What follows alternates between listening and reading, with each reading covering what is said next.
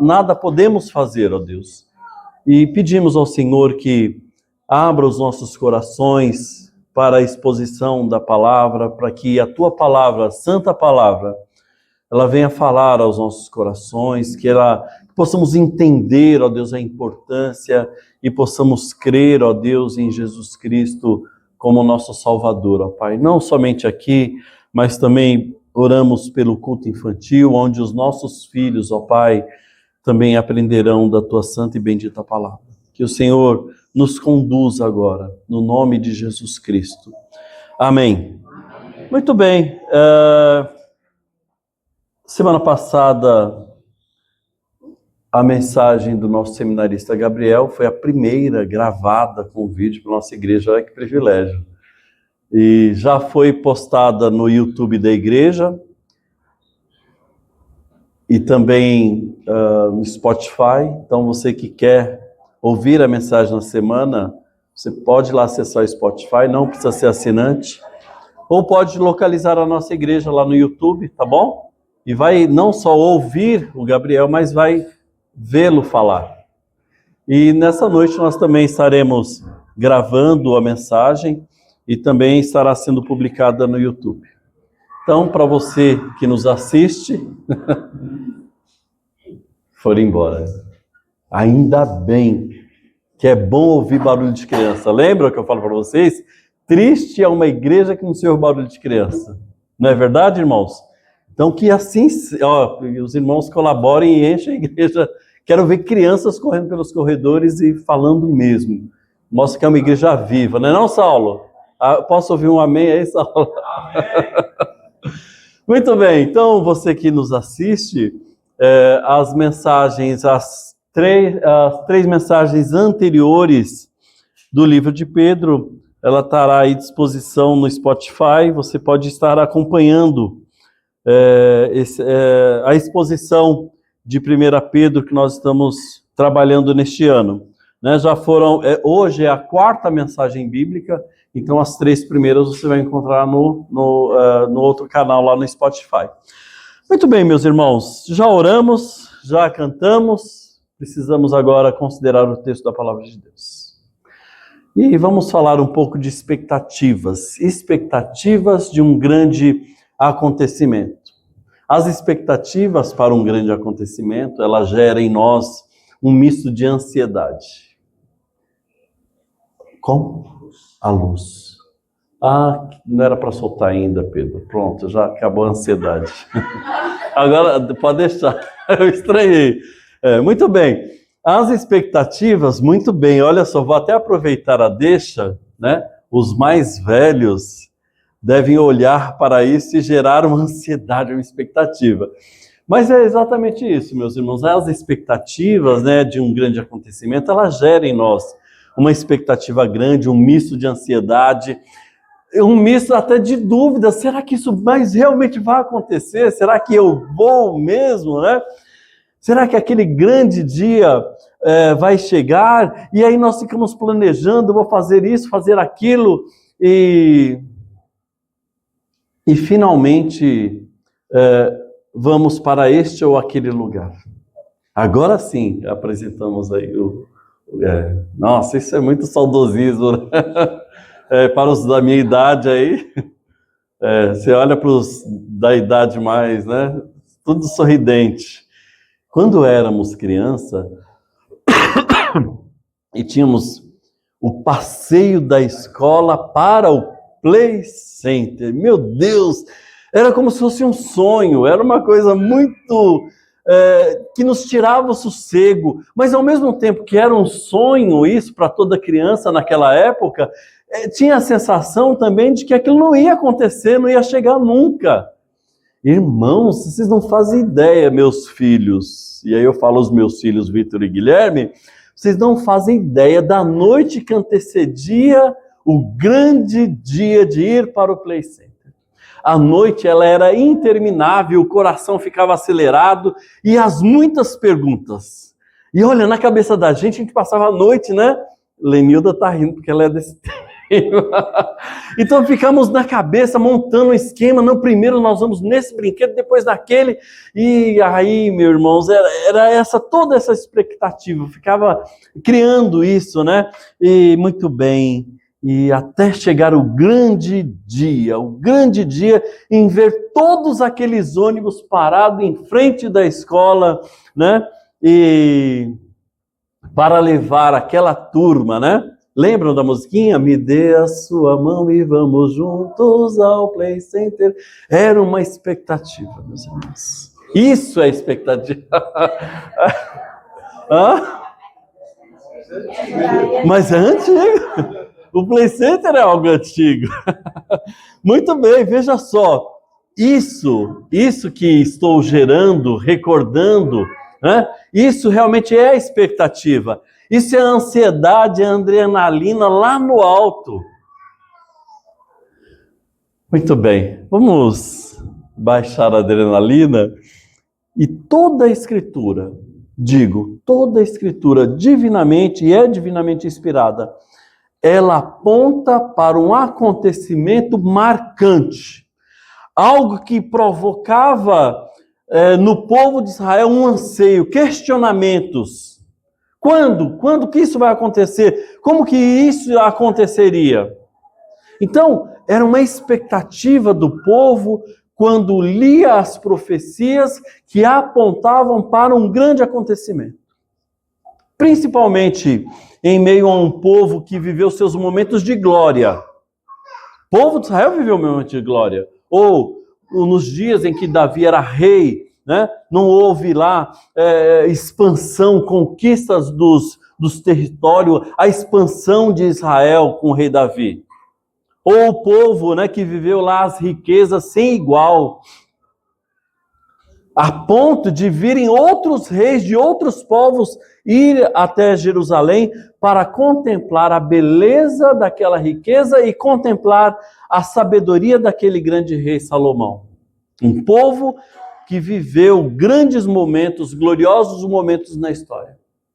E a história mostra, né, através da palavra de Deus, que depois disso foi, irmãos, uma decadência só com raríssimas exceções.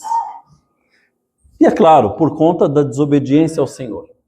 Por conta da desobediência ao Senhor, esse povo que viveu essa grande expansão, essa grande riqueza, eles não foram mais, expandiram mais o território. Não aconteceu isso. Mas muitas vezes, por conta da desobediência, foram vencidos, levados cativos, espalhados pela terra, teve o seu território dominado. Veja que decadência. Agora, havia uma grande expectativa. E a grande expectativa era a promessa de salvação, era a promessa de restauração do reino, da chegada do Messias. Mas não era qualquer Messias, era um Messias da linhagem de Davi, o grande rei. E essa expectativa, essa promessa, ela foi atravessando séculos e séculos de espera. Mas um dia, quando ninguém mais esperava, eis que surgiu, lá das bandas de Nazaré, o Messias, o Salvador, um rei da linhagem de Davi. E isso aconteceu, sabe quando? Lá nos dias de Pedro, exatamente nos dias em que naqueles dias em que Pedro escreve essa carta, alguns anos depois. E Pedro, o autor dessa carta que nós estamos considerando, ele viveu intensamente mesmo ao lado de Jesus. E agora Pedro, este homem que viveu essa promessa, que vivenciou essa profecia, ele escreve uma carta a um grupo de irmãos. E eu quero trazer para vocês rapidamente um breve retrospecto deste... Tá com... Isso, obrigado, Pedro. Não está funcionando aqui então, né? Só para saber se eu insisto ou se eu desisto. Tá bom. Então Pedro, ele escreve essa epístola a um grupo de irmãos. E eu preciso fazer um breve retrospecto disso. Nós vimos nos versículos 1 e 2 essa vocação.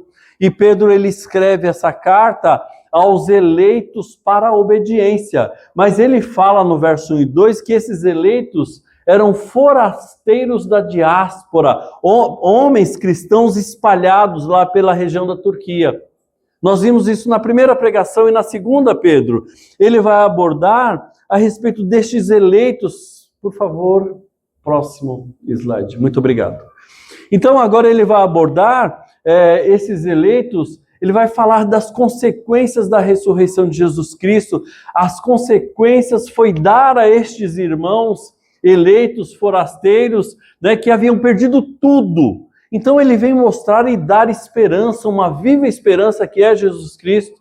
E não só isso, mas apresentar a esses irmãos eleitos e forasteiros, né, dispersos pela região da Turquia, que haviam deixado tudo para trás, mas veio dar a eles, lembrá-los, dar esperança viva e falar também de uma herança guardada nos céus. Não só isso, mas o terceiro ponto, Pedro, ele também vai abordar as provações que nós falamos na última mensagem, as provações da nossa fé, nos versos 6 e 9. Então nós percebemos que estes irmãos eleitos e forasteiros, né, dispersos pela região da Turquia, que estas perseguições que aqueles irmãos estavam sofrendo, era para o aperfeiçoamento da sua fé, a fim de gozarem a plenitude da salvação que estava por vir. Então, até aqui, meus irmãos, o que nós temos visto nessa epístola, nessa carta de Pedro, nós vimos até aqui que estes irmãos escolhidos por Deus para a salvação, nós vimos que eles já gozavam da salvação, mas que eles aguardavam, eles provariam da plenitude dessa salvação. Estes irmãos que estavam dispersos por conta da perseguição, eles não tinham mais bem nenhum neste mundo, haviam perdido tudo, mas eles viviam debaixo de uma promessa de que eles herdariam uma herança incorruptível muito maior do que o mundo pode oferecer. Uma herança incorruptível guardada nos céus, que estava reservada para eles. Então, nesse texto que eu quero ler com você agora, encontra-se em 1 Pedro, de 10 a 12. Pedro, por gentileza, eu acho que eu tenho ele no slide. Diz assim esse texto bíblico: foi a respeito desta salvação que os profetas indagaram e investigaram. Eles profetizaram a respeito da graça destinada a vocês, investigando qual a ocasião ou quais as circunstâncias oportunas que eram indicadas pelo Espírito de Cristo, que neles estava, ao predizer os sofrimentos que Cristo teria de suportar e as glórias que viriam depois deste sofrimento.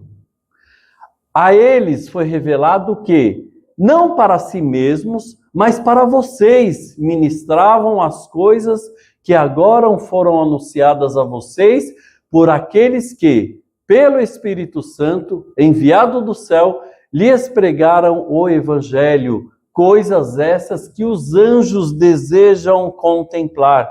Então é sobre essa salvação, ou o cumprimento da promessa, que vamos tratar nesses 3 versículos, de 10 a 12 de 1 Pedro. Muito bem, meus irmãos. Nós vamos observar, e o texto fala no versículo 10, que foi a respeito desta salvação, dessa herança que eles herdariam, né, que estava guardada nos céus. É a respeito dessa salvação que os profetas indagaram e investigaram. Então nós percebemos que na ocasião em que as profecias foram ditas, ou que muitas vezes foram lidas, houve uma investigação minuciosa daquilo que o texto bíblico estava falando. E diz o verso 10 e 11 que foi a respeito dessa salvação que os profetas indagaram e investigaram, investigando qual a ocasião e as circunstâncias. Os mesmos profetas que falaram a respeito da salvação, e profetas vários que falaram sobre a vinda do Messias, como Isaías, como Miqueias, Zacarias, Daniel, também é falado nos Salmos e até mesmo nos livros de Samuel, né, como diz o texto. Essa profecia ela foi questionada. esta profecia a respeito da vinda do Messias, ela foi investigada, pois os profetas, eles não sabiam exatamente do que se tratava. E às vezes nós perguntamos, né? Nossa, será quando Paulo ou alguém escreveu, e será que ele sabia o que ele estava querendo dizer? Né? Será mesmo que ele sabia do que estava falando? Nem sempre, meus irmãos. Nem sempre. Às vezes o Espírito de Cristo, e eu quero enfatizar isso, ele inspirava o profeta a escrever, e o profeta escrevia a respeito da vinda de um Messias, mas o que seria isso? Quando isso vai acontecer? Muitas vezes, então, o profeta não sabia do que se tratava. E eu quero mostrar isso para vocês. Eu não sei. Tem o texto sim. Tem um texto bíblico lá em Daniel, capítulo 12, versos 7 a 9, Pedro, por favor, que é um bom exemplo disso. Olha só, a letra está miúda, então eu vou ler para vocês, né? Diz assim lá em Daniel, eu quero mostrar para vocês que nem sempre o profeta sabe do que está falando, tá bom? Então, ouviu o homem vestido, isso é Daniel. Então, ouviu o homem vestido de linho que estava sobre as águas do rio, e ele levantou a mão direita e a esquerda ao céu e jurou por aquele que vive eternamente, dizendo: passará um tempo, tempos e metade de um tempo, e quando tiverem acabado de destruir o poder do povo santo, estas coisas todas se cumprirão. Daniel disse: eu ouvi, mas não entendi. Então, se eu não entendi, o que você faz? Eu pergunto. Foi o que ele fez. Então eu perguntei: meu Senhor, qual será o fim dessas coisas? E ele respondeu: siga o seu caminho. É como se neste momento não te interessa, não te importa, essa profecia não é para os seus dias. Então, a situação dos profetas, a quem Pedro se refere no texto bíblico, não era diferente. Estes profetas, eles foram os condutores da profecia. Mas acerca dessa mesma profecia, diz o texto da palavra de Deus, que eles indagaram, que eles investigaram. Investigaram o quê? Investigaram a ocasião, investigaram as circunstâncias em que esta profecia ocorreria. E o verso 11 de 1 Pedro, capítulo 1, diz que o Espírito de Cristo revelou as circunstâncias. Preste atenção nisso.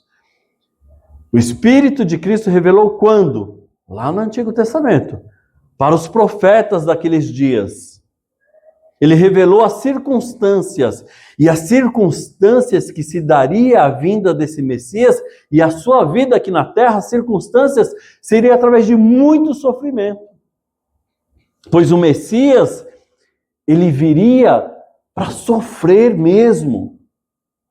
Sofrer a pena dos pecados do povo.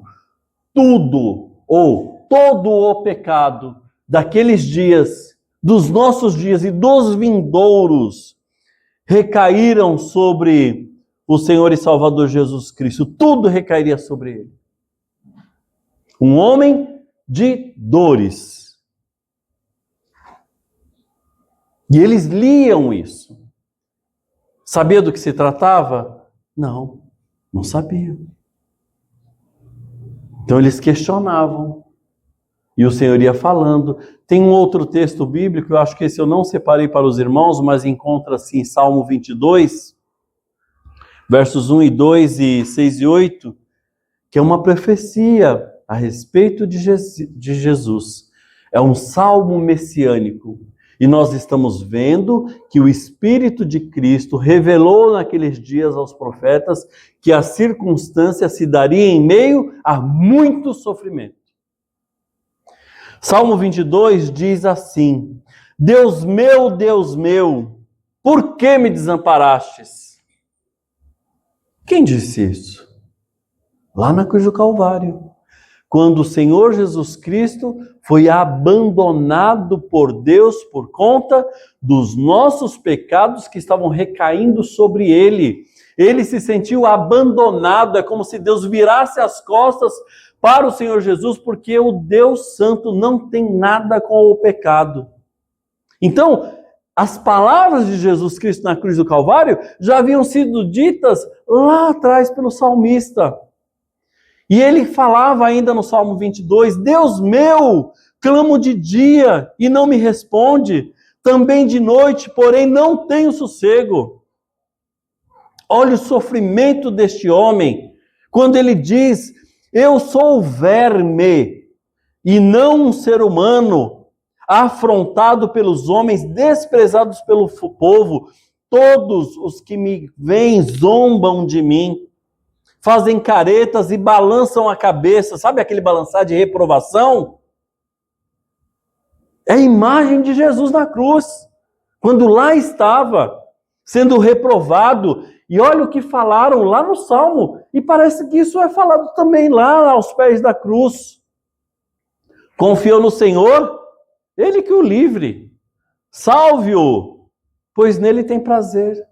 Zombaria contra o Messias sofredor. Agora, lembram como era o reino de Israel nos dias de Davi, que nós falamos agora há pouco?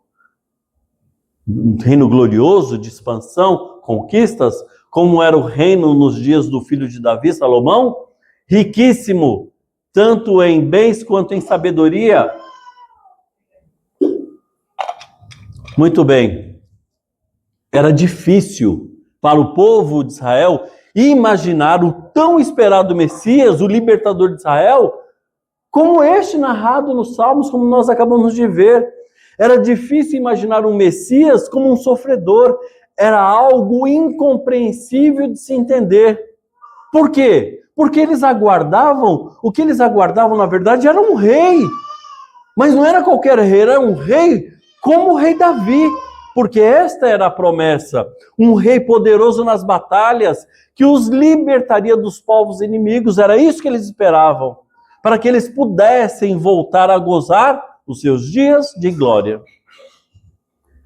Mas as profecias não falavam disso. Falavam para um Messias sofredor.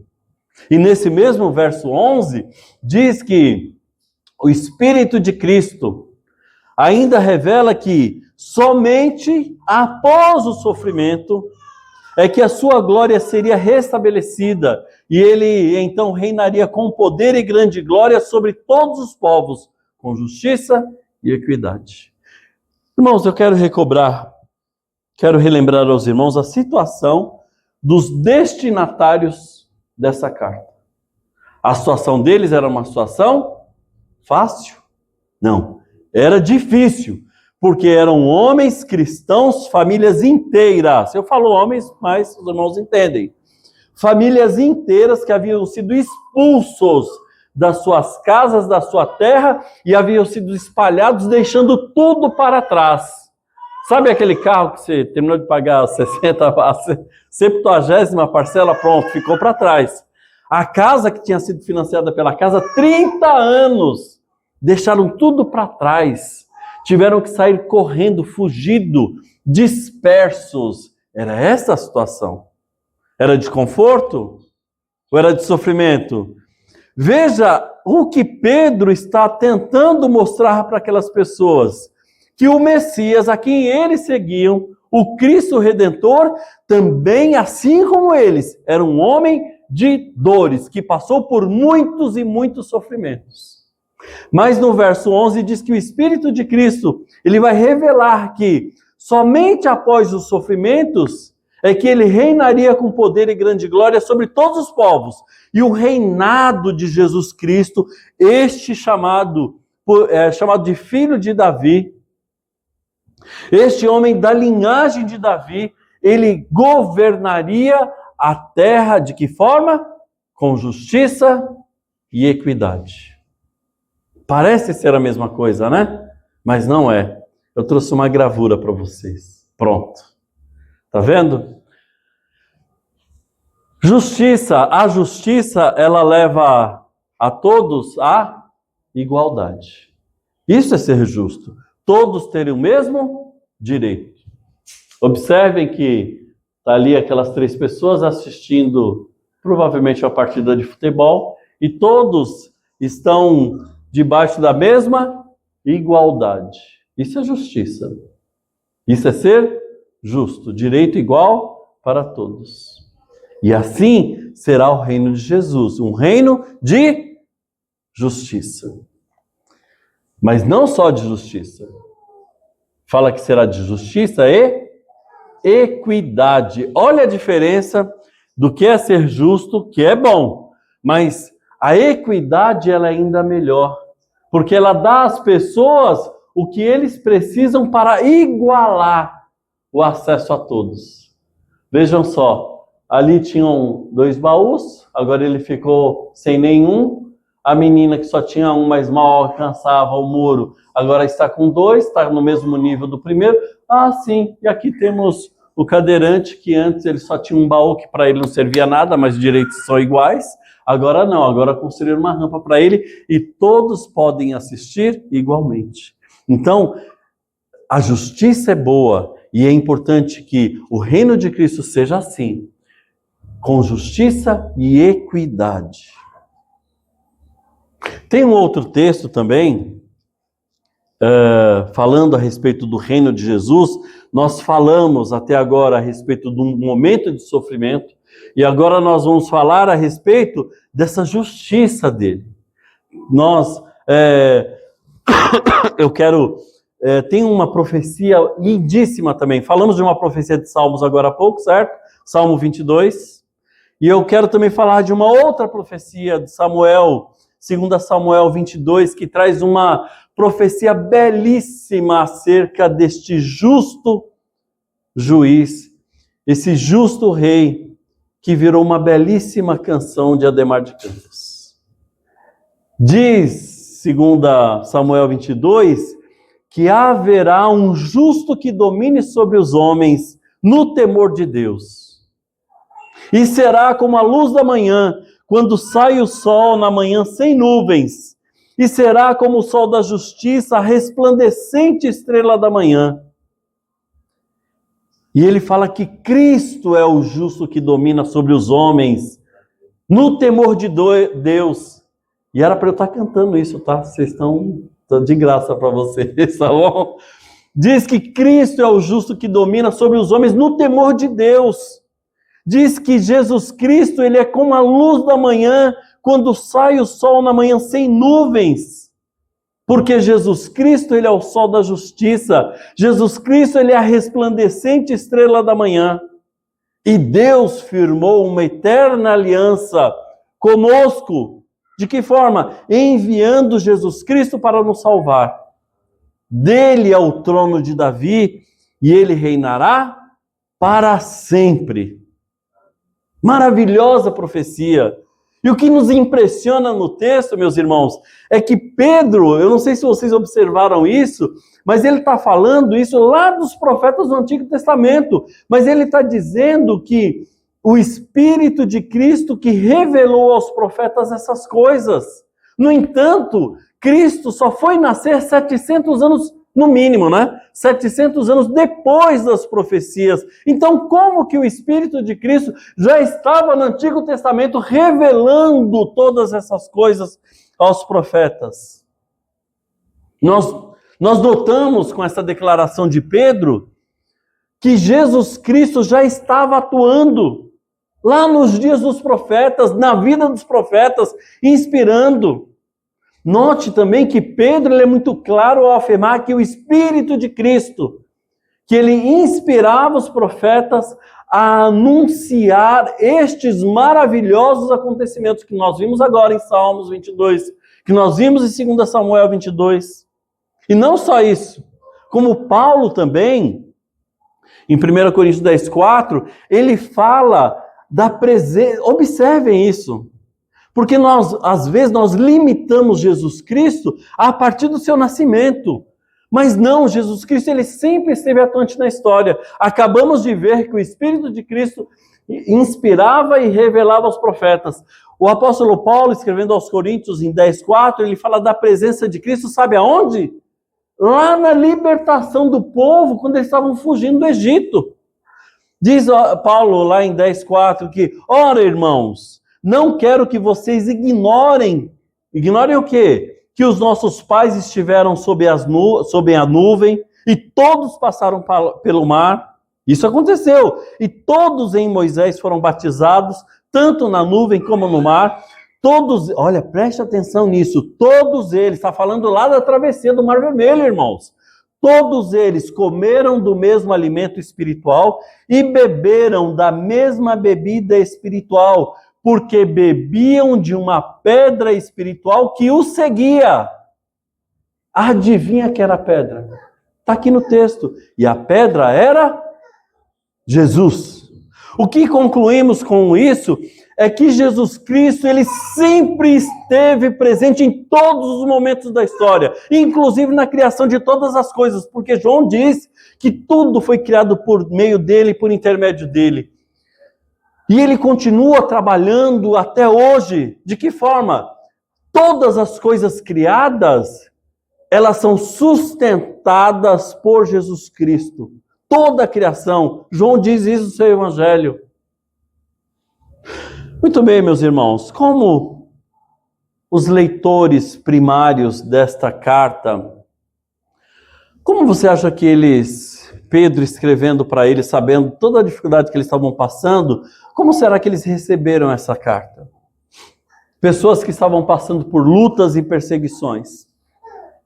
O propósito de Pedro é mostrar aos irmãos que esta salvação prometida aos eleitos, lá do versículo 1, pode olhar aí, essa salvação já havia sido predita há séculos e séculos atrás.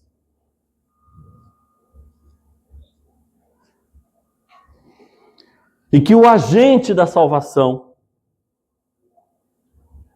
o Messias prometido, também estava predito que ele sofreria.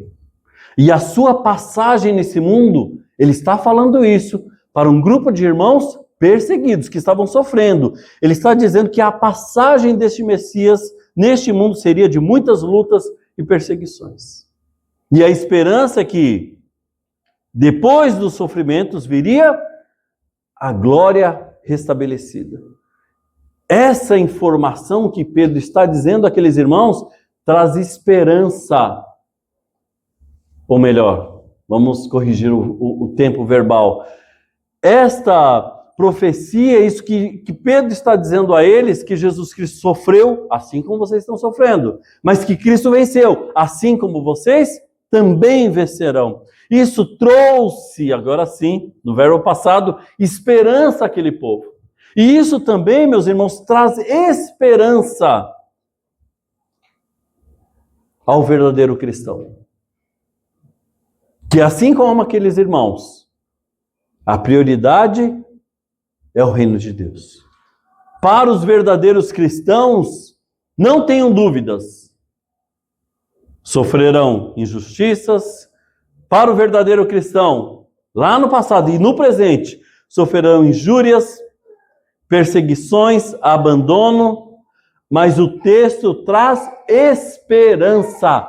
Basta perseverar, não desistir, mas insistir nos caminhos do Senhor. E se esta palavra deveria gerar esperança naqueles corações, quanto mais nos nossos e em nossos dias. Assim como Jesus, passamos e devemos passar dificuldades. E se nós não estamos passando dificuldades, injúrias, injustiças, precisamos repensar. Porque a partir do momento que nós desejamos e almejamos viver plenamente o que a palavra de Deus nos instrui, não tenha dúvida que você vai ser rejeitado no seu trabalho. Você vai ser rejeitado pelo vizinho, pelos parentes. Ninguém vai te suportar, porque a luz, ela dissipa as trevas. Então é normal que isso aconteça conosco. O que não é normal é que eu seja um cara legal do meu trabalho. Quando eu chego no meu trabalho, no meio das trevas, todo mundo faz festa, porque eu sou da bagunça.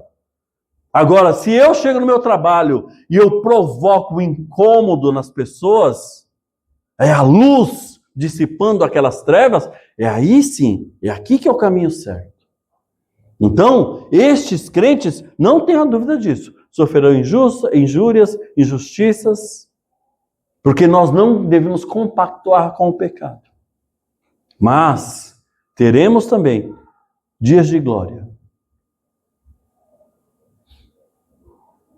E muito mais a nós, nos nossos dias, que nós já temos, como Pedro soltou lá, nós já temos uma salvação revelada. Nós já entendemos tudo. Nós não vivemos como naqueles dias. Nem naqueles dias que eu digo dos profetas, nem nos dias de Pedro, onde as coisas estavam clareando para eles. Não, nós já vivemos no momento em que a salvação ela já foi totalmente revelada. E nesse verso, no verso 12, diz que a eles foi revelado, lembra que eles estavam investigando? Que estavam indagando e investigando? Muito bem, a eles foi revelado que, não para si mesmos, mas para vocês, igreja daqueles dias, foram anunciados a vocês por aqueles que, pelo Espírito Santo, enviado dos céus, lhes pregaram o Evangelho. Então, nós já vimos as circunstâncias que seria por meio do sofrimento, e agora nós podemos ver quanto à ocasião. E diz que o Espírito de Cristo, diz que estes acontecimentos, pelo Espírito de Cristo, não seria para aqueles dias dos profetas, mas seriam para os seus dias. Ou seja, nos dias, não seria para os dias de Isaías, Daniel, Zacarias, Miqueias, mas para o futuro, sem especificar o tempo. Todos aqueles irmãos, todos aqueles homens que trouxeram as profecias a respeito do Messias, todos eles morreram sem ver o cumprimento da profecia, mas crendo que naquilo que havia de vir, sem saber que seria o próprio Deus encarnado. Não passava isso na cabeça deles, que o Deus, Criador dos céus e da terra, viria e habitaria entre nós. Morreram sem presenciar. Mas nos dias de Pedro, depois de mais de 700 anos, a promessa enfim se cumpriu. Como diz Isaías, um menino vos nasceu, um filho se vos deu. E de uma virgem concebida, um menino nasceu de uma virgem concebida pelo Espírito Santo. De novo o Espírito Santo, o mesmo Espírito Santo, o mesmo Espírito de Cristo que falou aos profetas. Agora ele estava atuando, gerando no nascimento do Salvador. Nós percebemos com isso que o Espírito Santo, mais uma vez aqui, ele é parte essencial do plano de Deus. Porque Jesus precisava ser nascido da concepção do Espírito Santo e não do homem. Ele não podia nascer da semente do homem, para que ele também não herdasse a natureza pecaminosa do homem. Por isso ele foi concebido pelo Espírito Santo, para que se cumprisse a profecia. E a vida desse Messias, como nós já vimos, foi de muitas lutas, perseguições, até culminar na sua injusta prisão. E se você for ver a narrativa do Evangelho, o julgamento de Jesus foi totalmente irregular. Não teve um julgamento justo. E foi condenado à morte. Tudo exatamente como deveria ser. E após o seu sofrimento, ele foi ressuscitado por Deus, e ele teve a sua glória restaurada, restabelecida nos céus, e para que se cumprisse a profecia de quem? Do próprio Jesus, que prometeu, olha, eu vou para o Pai, mas eu vos enviarei um outro, um Consolador, de novo quem aparece na história, o Espírito Santo. Primeiro, entre os seus discípulos, que andavam com Jesus, que foram capacitados com o poder do Espírito Santo. Capacitados para quê? Para testemunhar, para anunciar aos eleitos forasteiros, lá do versículo 1. Os discípulos de Jesus foram capacitados e o Evangelho chegou até estes homens. E estes homens também foram alcançados pelo Evangelho que os discípulos foram alcançados. E estes homens eleitos forasteiros da diáspora, também pelo poder do evangelho tiveram suas vidas transformadas por um evangelho transformador. E assim como os primeiros discípulos, eles também foram regenerados, eles também foram santificados pelo mesmo Espírito que vem atuando, olha, desde lá do início da criação do mundo. Porque Jesus havia prometido aos seus discípulos que estaria com eles todos os dias. Até quando? Isso. Já houve a consumação dos séculos, dos tempos? Já houve? Não houve. Isso quer dizer que Jesus, ele continua presente entre os seus discípulos por intermédio do Espírito Santo ou do Espírito de Cristo. Então, Jesus Cristo, por intermédio do Espírito Santo, já atuava no Antigo Testamento, atuou nos dias de Pedro e continua atuando até os nossos dias e continuará atuando até que o Senhor Jesus Cristo volte. E esta é a promessa de Jesus. O mesmo Espírito, atuando sempre. Não sei se você observou, mas deixei de lado a última frase do último versículo 12, que diz aí: coisas essas que anjos desejam contemplar. Pedro, por favor. E eu quero falar dessa frase, denominando de a grande missão, ou seria a grande comissão. A salvação predita pelos profetas, cumprida nos discípulos de Jesus, os apóstolos, que através do Espírito Santo receberam poder para proclamar a todos que Jesus é o Salvador. Aqueles irmãos, chamados de eleitos, que estavam forasteiros da diáspora, ouviram e creram, e com o propósito de Deus, eles foram espalhados. Aquele sofrimento que eles estavam passando aqueles dias, sendo espalhados sofreram a diáspora, espalhados, e eles saíram espalhando, fazendo mais e mais discípulos. Discípulos fazendo discípulos.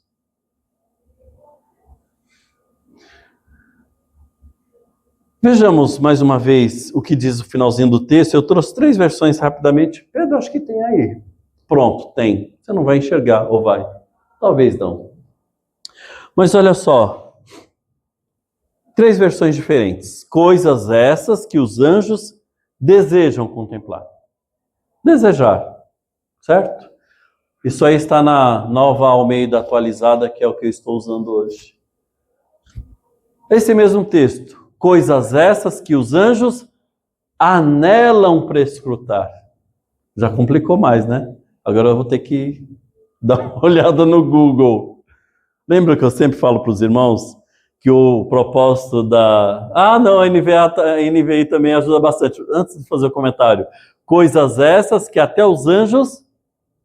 Isso. Você há de convir, e anseio, né, Neuza? Você há de convir que ansear não é a mesma coisa que desejar. Desejar, ansiar dá uma ideia de algo mais profundo. Mas eu sempre falo para os irmãos, né, que a NVI, ela se preocupa em que você entenda. A ARA, ela não quer nem saber se você vai entender, mas ela quer trazer a palavra que fala mais profundamente e verdadeiramente ao texto. Então ela não se preocupa muito com isso. Dessas 3 versões, as 2 versões que melhor abordam o texto é a ARA e a NVI, que trazem anelar, não é isso? Isso, a ARA traz anelar, que anelar é um desejo intenso, é desejar intensamente. E anseiam, né, como diz aí a NVI, que traz a mesma ideia de um intenso desejo. Então, o texto está dizendo que os anjos, eles anelam ou eles anseiam intensamente o quê? Observar, Prescrutar, que quer dizer entender. Veja, meus irmãos, eu falei isso lá no retiro. Lembra que no nosso estudo sobre adoração, quem estava lá conosco, que está aqui nessa noite? Sem medo, meus irmãos, não tenha medo. Não é vocês não. Eu sei que vocês estão aqui. Milhões de anjos, exato. Lá em Hebreus 12, diz que milhares e milhares de anjos estão conosco, os santos adorando a Deus. Então, a ideia aqui é que os anjos, e de fato estão aqui, eles estão assim, ó, observando, ansiando, desejando entender o que está acontecendo ou o que é isso em nossas vidas. Os anjos estão à nossa volta, adorando a Deus conosco, anelando, ansiando, observando, entendendo, procurando entender este plano perfeito da salvação. Para alguns, os anjos que não são alvos da salvação, por que não são alvos da salvação? Porque são seres perfeitos, não têm pecado. E, portanto, eles observam para entender o que é graça e misericórdia de Deus. Quem já provou a graça e misericórdia de Deus? Se não os pecadores, que somos nós. Agora, os anjos perfeitos não conhecem, eles querem observar esses atributos de Deus que foram concretizados em nossas vidas, ou foram concretizados na vida daqueles que provaram da graça e da misericórdia de Deus. Para outros, o desejo dos anjos de estar aqui observando, prescrutando, prestando atenção em tudo, é que eles desejavam anunciar as grandezas de Deus. Mas Deus não deu esse privilégio a eles. Deus deu o privilégio a quem? Oi? A nós, igreja. O privilégio de anunciar as grandezas de Deus não pertence aos anjos, mas pertence a nós. Essa é a nossa maravilhosa tarefa que devemos cumprir. Pedro falou da esperança viva, da herança incorruptível para aqueles irmãos eleitos, forasteiros dispersos, que também de forma proposital foram dispersos por Deus, para que também pudessem anunciar o mesmo evangelho que um dia receberam. Discípulos fazendo discípulos.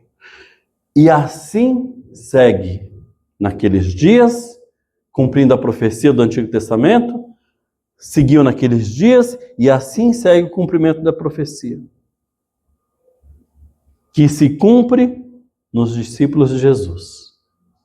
Isso quer dizer que a mesma profecia falado por Miqueias, Isaías, Daniel, Salmos, essa profecia, ela está se cumprindo ainda hoje nas nossas vidas. E por essa razão, nós podemos afirmar que nós, igreja, somos o alvo da profecia de Deus. O texto bíblico nos ensina que, mesmo em meio às lutas e perseguições, a igreja, ela não pode perder o foco do seu chamado. Ela não pode perder o foco da sua vocação, da sua funcionalidade, que é ser uma igreja missional. Que é ser uma igreja de missões, uma igreja evangelizadora. Este é o foco. Uma igreja que anuncia as grandezas de Deus. A mesma grandeza que os anjos desejavam e desejam anunciar, mas isso foi destinado a nós. E nós, como igreja, em que a profecia está se cumprindo, nós não podemos falhar nessa missão desejada pelos anjos. Deixam os anjos intrigados. Porque se nós falharmos, como igreja missional que nós somos, seremos os mais inúteis e miseráveis dos homens. E não tenham dúvidas, meus irmãos, que o agricultor, a fim de que a vinha dê mais frutos, o que ele faz? É isso mesmo, ele poda os galhos sem utilidade, que estão apenas se alimentando da seiva, sem dar fruto nenhum. Ele vem e limpa. Então, nós temos que ser úteis. Nós temos que ser uma igreja missional, uma igreja funcional que cumpra com o seu propósito. Porque se assim nós não fizermos, não tenham dúvidas de que o grande agricultor vai podar galhos inúteis que só se beneficiam e usufruem da seiva da vinha. O grande privilégio que Deus concedeu a nós, concedeu aos homens, o privilégio que os anjos almejavam fazer, mas foi concedido a nós. A eles cabe apenas observar, contemplar os atributos de Deus aplicados a nós. Na mensagem anterior, só para finalizarmos, lá no verso 6, está achado aí? Diz assim, ó, nisso vocês exultem. Exatamente. E exultar é o que mesmo? É saltar de alegria. Então, Pedro está dizendo que nós, igreja, detentores deste grande compromisso de anunciar a glória de Deus, nós devemos, então, nos exultar, pular de alegria e cumprir com o chamado ao qual nós fomos chamados por Deus. Pular de alegria, pois, por mais que no presente momento era necessário passar por diversas provações, a fim de aperfeiçoar a fé, a fim de gozar uma plenitude de uma salvação vindoura. Estamos, assim, numa mesma situação que aqueles homens, cumpridores da promessa. E que Deus nos abençoe, que Deus nos desperte, irmãos, para que a gente assuma esse compromisso que outros queriam, mas não foi dado a eles, foi dado a nós. Que sejamos crentes funcionais. Que Deus nos abençoe ricamente. Vamos orar. Muito obrigado, Santo Deus, porque o Senhor está sempre nos lembrando da nossa responsabilidade como igreja, que é anunciar as grandezas da Tua palavra, Senhor. Senhor, que assim como um dia, ó Deus, os Teus discípulos falaram a nós, e nós ouvimos, entendemos e cremos por intervenção do Teu Santo Espírito, que da mesma forma, Senhor, nós não guardemos para nós essa riqueza da Sua glória, mas que nós possamos, assim como fomos discípulos de alguém um dia, que possamos fazer discípulos, ó Deus, anunciando as Tuas grandezas, Senhor. Que não sejamos, ó Deus Santo, omissos, ó Pai, para que não sejamos, ó Deus, assim podados, ó Deus, da Tua árvore, ó Pai. Essa é a nossa oração, no nome de Jesus, o nosso Salvador. Nisso vocês devem exultar, se alegrar. E vamos demonstrar a nossa alegria cantando ao nosso Deus hinos de louvor. Convido a equipe de louvor que vem à frente.